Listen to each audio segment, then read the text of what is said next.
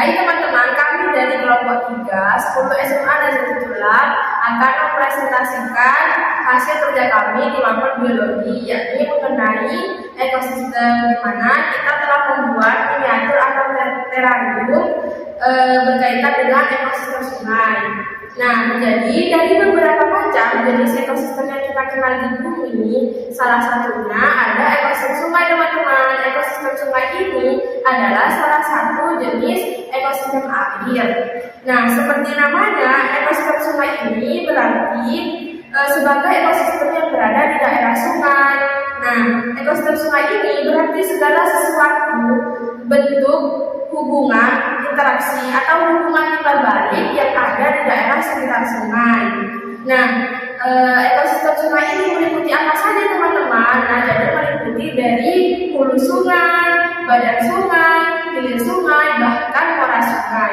Nah, ekosistem sungai ini adalah salah satu jenis ekosistem air tawar. Di Indonesia sendiri, hampir di semua pulau yang Indonesia miliki itu memiliki ekosistem sungai.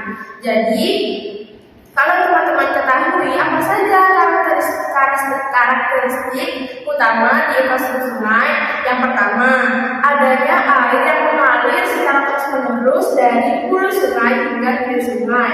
Kemudian yang kedua, terdapat variasi kondisi fisik dan juga kimia dalam tingkatan aliran air yang sangat tinggi. Kemudian yang ketiga, adanya perubahan kondisi fisik dan kimia yang berlangsung secara terus-menerus. Otomatis ekosistem sungai ini, ekosistemnya itu perubahan dan kondisi fisik juga kimianya akan terus berlangsung. Dan yang terakhir, dihuni oleh berbagai macam tumbuhan, hewan yang telah beradaptasi di ekosistem sungai tersebut, seperti ikan, kangkung, dan lain sebagainya.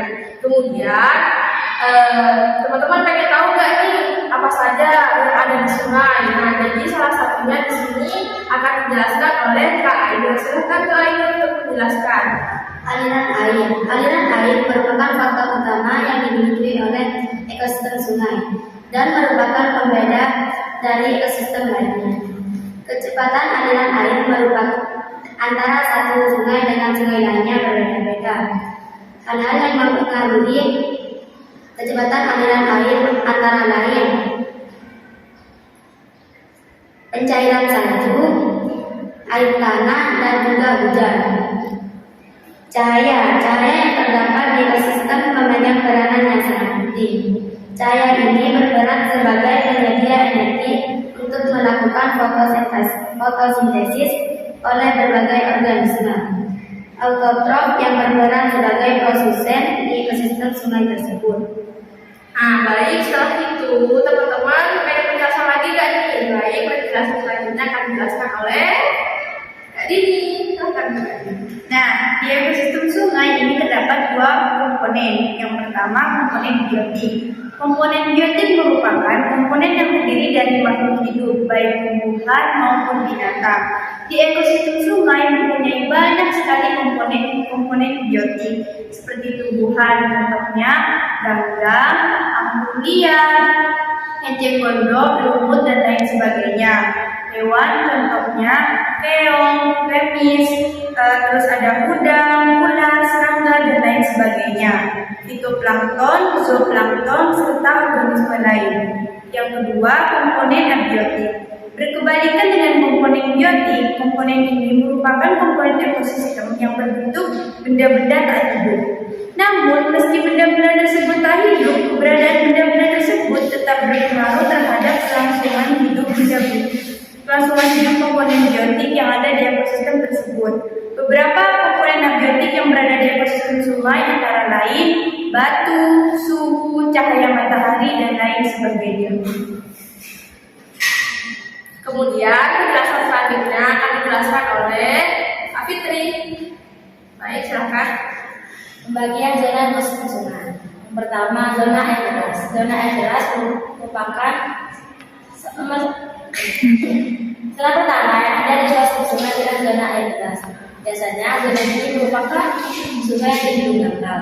Pada zona ini kita akan mendapati aliran sungai deras atau bukit. Biasanya sungai ini berada di bagian hulu sungai dan lebih tepatnya di pegunungan. Aliran sungai yang deras ini mengakibatkan bagian dasar sungai menjadi bersih dari endapan serta materi yang berasnya. Yang kedua adalah zona aliran tenang. Zona kedua yang terdapat dalam ekosistem sungai adalah zona aliran tenang. Berbeda dengan zona yang pertama, zona ini merupakan zona yang sedikit lebih dalam dan arus sungai tidak terlalu tinggi. Seperti zona yang pertama.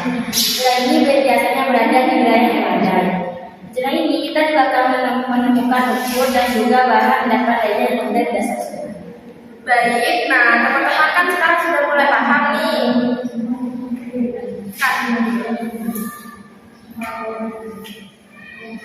Baik, teman-teman sekarang sudah mulai paham nggak nih? Jadi selain itu masih ada penjelasan lagi.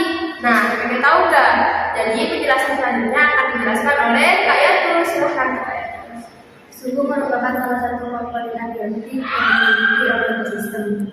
Suhu yang terdapat di ekosistem sungai ini sangat bervariasi.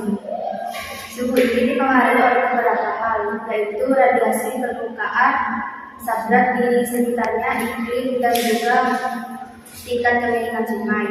Selain itu juga di ekosistem sungai ini juga ditemukan perbedaan suhu yang cukup mencolok antara bagian permukaan air sungai dengan bawah air sungai tersebut. Sabrak merupakan bagian permukaan tempat berbagai organisme hidup. Kondisi sabrak dalam kondisi ekosistem ini umumnya tidak permanen. Dan bakteri dalam ekosistem sungai ini, bakteri hadir dalam jumlah yang sangat banyak sehingga proses daur ulang energi dapat berlangsung dengan lancar. Nah, selain itu ada penjelasan nih yang terakhir dari Kak Husnul. Silakan. Manfaat ekosistem sungai itu ada 6 teman-teman. Yang pertama, sumber air tawar.